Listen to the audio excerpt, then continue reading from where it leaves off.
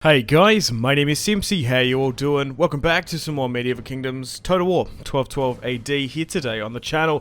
We got another 1v1 battle back on Total War Attila. Here today we got a 1v1 between the Kingdom of Scotland and the Kingdom of England. So if you like the sound of that, feel free to leave the video a like and subscribe if you're new. So either the Scottish are defending in the lowlands against the English invaders, or maybe the Scottish have pushed over the border and raiding and attacking Northumbria. So place your bets, let me know in the comments, who do you think is going to win? Is it going to be the Scottish and the men from the Highlands, or will it be the English Southerners? Let me know in the comments. So the Scots are going to hold up here in the forest line here. Looking at the topography of the battle map, the Scots do have the forest coverage, and it looks like England are going to try and close the distance and put up a fight against them. Also, once again, as always, feel free to join me on my Discord, linked in the description below. Feel free to send me your online battle replays. Multiplayer preferenced, pretty much time-wise as well, maybe under half an hour or so I can edit things down to get all the saucy bits. I don't particularly want to see a 2-hour siege or a 2-hour-and-a-half siege. I don't have time to watch that and cast over that. My apologies, guys, because some of your battles are insane, like the lengths of them. They go for so long. They might be epic, but yeah, it's nearly. I'd nearly rather watch a movie, to be honest, than like a 2-hour-and-a-half siege. Like, some of them are crazy. Anyway, so the English got some reinforcements coming in. So by the look of it, the Scots are slightly outnumbered by about 200, which isn't too much, as the English look to unite, rally up, and then push and progress together. Okay, so the Scots are slowly moving some units up. Maybe even can hide them here in the forest as well. So it's going to be interesting. Will the Scots be able to hold up against the might of the English, who have got a lot of bows, got some pikes and spears themselves? Cavalry-wise, Scotland has brought some quite decent quality mounted cavalry, which sometimes can be the difference, particularly in 1212 AD and in these battles. So England's moving up some cavalry, Scotland as well. And there's actually going to be a clash here. Scotland has managed to get caught here by some English cavalry side on. Maybe they couldn't see them in the tree line, I don't know, potentially. But they're being caught.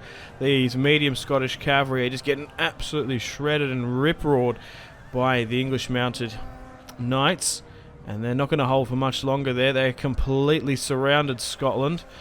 And they could very well lose their cavalry really early on. Yeah, I have a feeling maybe some of them were hidden in the forest. They didn't see them and they wanted to go for those other units there, but it looks like England is going to have the first advantage in this fight with a capitulation of a Scottish cavalry unit. He's going to commit another one here, but it might be just a little bit too late, as the cavalry unit now is in a full retreat.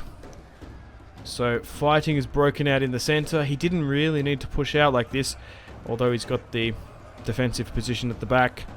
I have a feeling he just got caught. Now he's committing 2 units here, which he might have been better off to pull them back. He has moved some archers up with support and some more infantry as well. So he's going to be able to maybe get that cavalry unit back.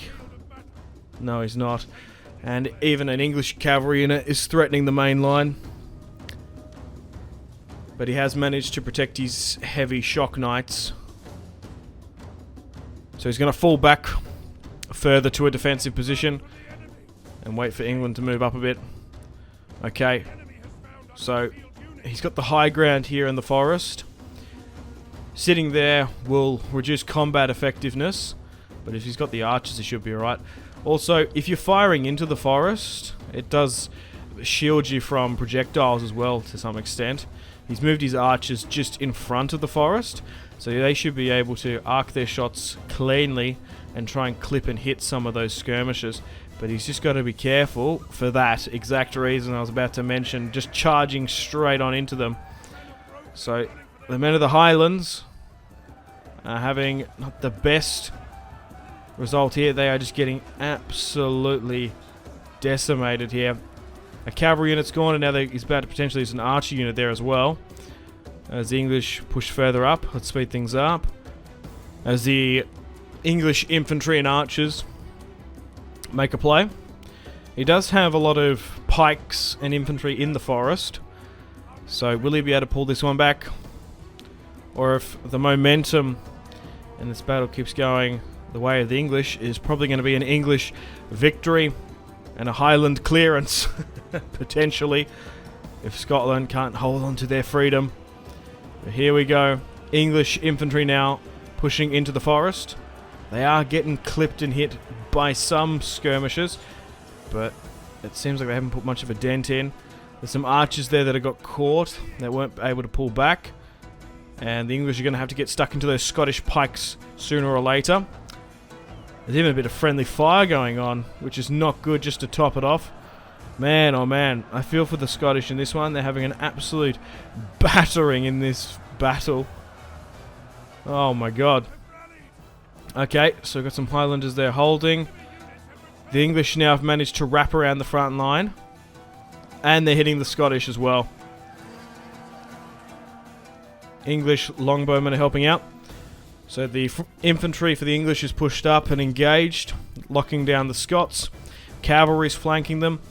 And although they've got longbowmen putting down some suppressing fire, I wouldn't imagine they're going to get too many kills, because a lot of it will be hitting the tree trunks and the trees there. It's more effective in Empire and Napoleon, particularly with gunpowder. Units do struggle with their projectiles to break through forest defensive lines like that. I'm curious to see how that replicates in 1212 AD. Okay, so we've got some Scottish axemen and some swordsmen battling it out there. Okay, it looks like the English are going for a cavalry charge as well. Straight through the centre, far out. But stuff, blood and guts and horrors are rolling down the hill by the look of it, as Scotland is holding a pretty decent position here. This looks a lot better. However, now their general's getting targeted by those archers, which is not good whatsoever. This is a really quite cool shot in the forest. They should have stayed back there quite a lot sooner, I think. Oh, and the English are struggling to break up the hill there. The units now pulled back and retreated. The cavalry can't seem to push on the flanks as well, but they are currently outnumbered 2-1, the Scots.